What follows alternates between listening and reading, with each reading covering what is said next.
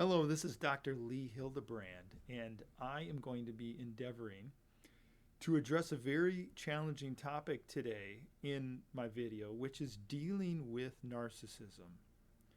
Now, some people can be pretty quick to throw around the word narcissism, and it's important for us when we're thinking about this concept to recognize that there's a distinction between somebody who is being self-centered and a bit unsympathetic and someone who truly has the diagnosis of a narcissistic personality disorder.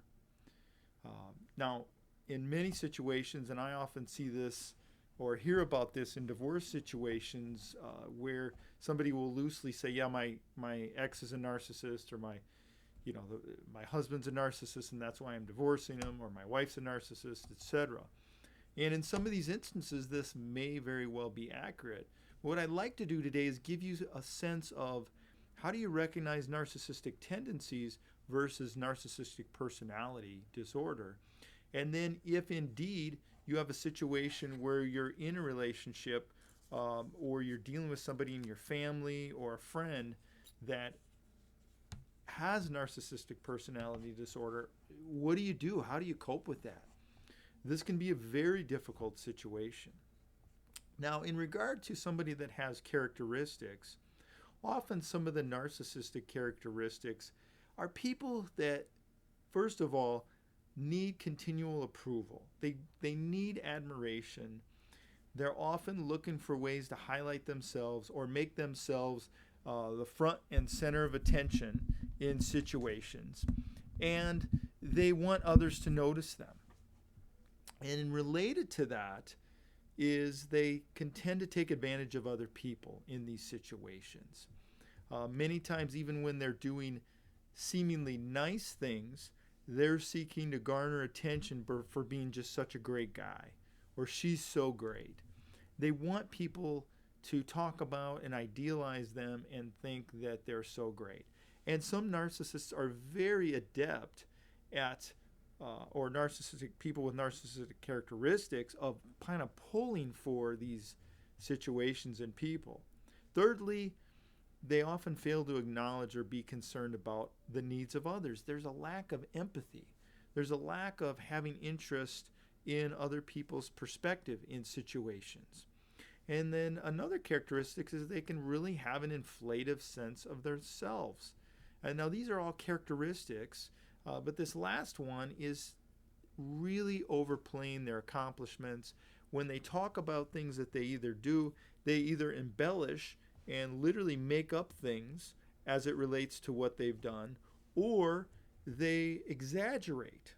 And they sometimes can even give dramatic appeal to things that they have accomplished and talked about it in seemingly semi-humble ways, but that really makes it sound outstanding. And then when they characterize their conversations with other people, they'll often portray those replays as something where that other person is deferring to them, or they're a bit heroic in terms of how they really address the situation and they get respect. And that other person is going to really respond deferentially to them. They love that kind of situation. So these people with narcissistic tendencies can have, these kinds of representations. But in terms of a true narcissist, or somebody that meets the criterion for narcissistic personality disorder, they can be incredibly pretentious and think that they're better than others also, and continue to seek out this praise. But simultaneously, even though this is the case, a narcissistic personality person can be incredibly sensitive. They are often very inflated in terms of their self-confidence, while simultaneously very fragile. And they're never going to try to let you see that. But if you really step back and you look at their behaviors and you look at how they respond to disappointments, they can become very thrown off by even the smallest criticism or the smallest disappointment in terms of how a situation goes. For instance, if they're on vacation and something doesn't go exactly perfectly, they can get very despondent, very angry and frustrated, and be very difficult for those in their midst to deal with. Now, narcissistic personality disorder is one of several types of personality disorders. And people who suffer from this personality disorder are often overall very unhappy people, even though they're going to try to portray an image that they are having a great life. And they'll use social media to do this. They'll use, confabulating types of descriptions to do this, to really give you the sense that they are on it, that they are the bomb. And they also will use things like clothing, cars, houses, other types of things to increase and endorse the sense of specialness. And overall, they often are very troubled. And when they're not given the special treatment or given what's called narcissistic supply, then they get frustrated. Now, narcissistic supply is all of their behaviors, all the things that they do. If you run it through the paradigm of narcissism, you will see that they're all designed to get others to pay attention to them, to get others to see them as special, to get others to see them as exceptional, or that they have, special uniquenesses that make them better than others. And one of the things that often can happen in this situation is they can completely ignore the emotional needs of other people. Now, some of the signs, specifically the symptoms of narcissistic personality, can include some of the following. We talked about some of these, but I want to continue and get more specific. One, of course, is having an inflated sense of self-importance. Big man on campus, the big fish in whatever size pond, you better pay attention to me, I got it going. And they'll seek to have the best of everything in some situations. I mentioned it earlier, they might want to try to have the best house, the best car, the coolest watch, whatever that case may be. And there can be this sense of holding a bit of entitlement, that I'm special, I deserve special treatment. If I go out and get a new car, I want you to be talking about it, telling me how cool I am, is how a narcissist would approach it. But if you're in relationship with a narcissist and something special happens to you, they are going to ignore that because that is a threat to their uniqueness. If you accomplish something that's important, they are going to try to downplay it. They're either going to criticize it or they're going to completely ignore it. You could drive up with a narcissist. Let's say you have a friend that's a narcissistic personality disorder, and you could drive up in a Bentley or the nicest Porsche that's ever there, and they could have gotten a Honda 2 weeks before, and you would pay special attention to the Honda. Whoa, that looks really nice. Let's take a drive in it. And you could show up in one of those vehicles, and they literally would ignore it. They would feel threatened by it. They would not give you any acknowledgement that you're enjoying that or whatnot. Or if it's an accomplishment that you have in terms of your person. They often can behave in an arrogant manner, and it comes across as conceit and pretentiousness. They continue to look for this supply in being acknowledged as superior to others. And in addition to that, the narcissistic personality disordered person will become jealous of everything else that others have. They'll be jealous of other people in terms of their friendships because they oftentimes have a very hard difficulty having friends. They may have some admirers or people that they've I want to use the word tricked, but kind of convinced that they deserve this supply or this special attention. But in terms of a true mutual respecting friend that really gets them and values them, and there's a give and take, they don't have that kind of experience. And they often will go through friends very quickly. They'll meet somebody, and early on, if they're getting some nice supply, they'll talk about how, oh, Johnny is my best friend. He's so great. I want to do everything with Johnny. And then what happens over time is they will wear out the friendship with that person, because over time Johnny's going to start to get it and recognize these narcissistic tendencies and run to the hills. So there's literally, with most narcissists, there is a string of people that have been left in their wake, that that the person has wised up and walked away, or that they, because the person is not giving them the supply they want, or the person is trying to leave the relationship, whether it's romantic, marriage, or otherwise, that they do an all-out blitzkrieg kind of war with them. It's a scorched earth approach that they'll often take to discredit to them and to throw them to the side. So they literally have this wake of relationships which have been throwouts. So they're not satisfied in terms of that, and they will be jealous of others. They also believe that others are jealous of them. They think that people around them really are buying into it and think that they're this special and that they're going to want to pay attention to them, that they really think that they are just the bomb. And then in addition, they're going to continue to overvalue and brag about their skills and achievements. If they get any kind of promotion at work, if they may even brag about how much money they have. They may spread rumors about how much money they have, maybe even within their families, to try to exaggerate and try to create a sense in others that they're better than them. In addition, they have an inability to acknowledge others' needs and others' emotions. So oftentimes, if you're trying to talk with a narcissist, whether they're a spouse or a family member or a friend, they're going to talk all day long about what's important to them. If you start to try to talk, they're going to just glaze over. They're going to try to dismiss. They're not going to recognize the importance if you're feeling a bit vulnerable or you're looking for some support. You are not going to get that from them. It is not going to happen.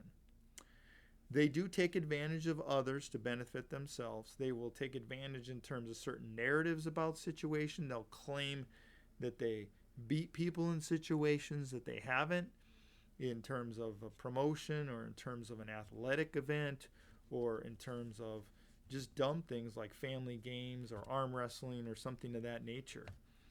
So that is another factor that you will see. Furthermore, they are looking and often hoping to get special favors that align with what their expectations are in situations. And then in addition to that, there can be a characteristic of elitism, that they are not going to talk to people that they believe that are not on their level. They're going to dominate conversations, and they really will look down on people that they believe are inferior to them in terms of their status or their accomplishments. So when you're in a relationship with a narcissist, well, first of all, let's establish this. It is impossible to have a true relationship of give and take with a narcissist personality disordered person. It is not possible. They are not going to be able to meet your needs. They're not going to be able to acknowledge your pain. They're not going to be able to acknowledge your triumphs. They're not going to be able to empathize with you. And in some cases, you're going to find they may try to isolate you from other people so they can have more power and control over you. They may even try to instruct you on how you act and how you feel. And then if you indicate otherwise from that, or indicate that they're not paying attention to your emotions or giving you what you need, they will tell you you're crazy. They will gaslight you and make it your problem. You expect too much, you want too much, you're crazy. They're going to blame you for things outside of your control. They're going to try to supervise your whereabouts. They might try to keep track of where you're at. They might try to control who your friends are if you're a spouse to a narcissist. They might be tracking you. And then in addition to that, they may project their flaws upon you. And in terms of receiving constructive feedback, they are not going to be open to that in any circumstance. So let's transition. I've given you a sense of what narcissistic personality can look like. Let's talk about how you can address that or how you can deal with this if you're in a relationship with somebody that's a narcissist. Number one, when they're doing these kinds of behaviors, do not react. Narcissists depend on other people's emotional reactions. It can be easy with a narcissist to react with anger or hurt or shock. And in a lot of situations, this can energize the narcissist in a I gotcha moment. And they can do that with friends. They can do that with partners. Instead, try to focus on the situation at hand and try not to leave space for projection with the narcissist. Continue to steer the conversation back to the issue at hand. And this is going to take away the narcissist's ability to dominate the conversation. For instance, if you have a narcissist in your midst in a work situation or a family situation, you want to try to steer the conversation in different directions by asking other people questions, by trying to take some of that vortex of wanting to take all the attention and just keenly shift it away in some other directions to try to diffuse some of that. Number two, try to avoid a direct confrontation or encounter or conflict with a narcissist. Narcissists are incredibly sensitive to any kind of criticism. And calling out a narcissist is usually not very helpful because, first of all, they're not going to be open to what your criticism is. And this is going to be an incredible trigger of their anger. And you may experience the scorched earth approach. This might be completely dismissing you and not talking to you again because you're disagreeing with how they're approaching life and you're not willing to provide supply. I'm done with you, says the narcissist. So in this case, don't try to take them on head on because a lot of times it just creates a lot of drama and can be frustrating and is really not going to accomplish very much. They're not going to be held accountable. They're not going to subject themselves to taking positive or constructive criticism or constructive feedback in terms of your relationship with them. Number three, try to remind yourself for a need for action, or remind the narcissist if you're in some kind of business relationship or whatnot, of the action that needs to be taken versus promises. A lot of times narcissists will enthrall people with their promises, their reflections of success, and just under the hood, they're not really taking those action steps. They're not really following through in those situations. Number four, maintain boundaries. Navigate how much time you're really going to spend with a narcissist. They're going to try to break through your boundaries in these situations. And so you're not going to be able to hold them accountable specifically. So you're going to need to watch your own boundaries and state them. Number five, remind yourself that you're not crazy.